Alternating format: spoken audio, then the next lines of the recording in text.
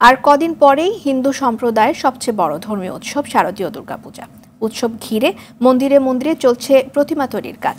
তবে খড়, রং, মাটি, বাঁশ সহ বিভিন্ন দ্রব্যাদির দাম বৃদ্ধি প্রতিমা তৈরির খরচ বাড়াচ্ছে। শান্তিপূর্ণ পরিবেশে পূজা উদযাপনের জন্য ব্যাপক প্রস্তুতি নিয়েছে জেলা প্রশাসন। পাবনা থেকে আবুল কালাম আজাদের তথ্যছবিতে বিস্তারিত জানাচ্ছেন ইমরুল কায়েস।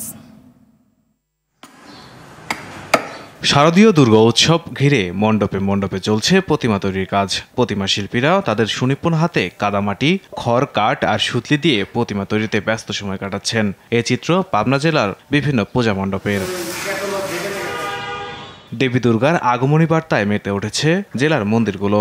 তবে গতবারের তুলনায় খড়, রং, মাটি, বাঁশসহ বিভিন্ন দ্রব্যাদির দাম বৃদ্ধি প্রতিমা তৈরিতে খরচ বাড়াচ্ছে বলছে কারিগররা। এদিকে অন্যান্য বছরের তুলনায় এবারে পূজায় আরও উৎসবমুখর হবে আশা ভক্তদের।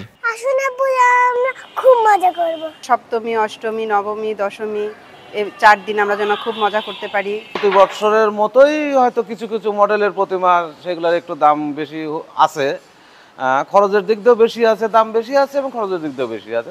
জেলার 9টি উপজেলায় 329টি মণ্ডপে শারদীয় দুর্গা উৎসব পালিত হবে।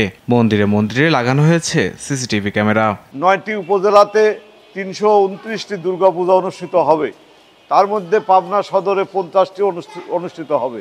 আমাদের পূজা পার্বণের কার্যক্রম সুষ্ঠু সুন্দরভাবে পরিচালিত হচ্ছে। ধর্মীয় উৎসব যাতে শান্তিপূর্ণ ও আনন্দঘন পরিবেশে পালন করতে পারে সেজন্য সার্বিক প্রস্তুতি গ্রহণ করেছে প্রশাসন।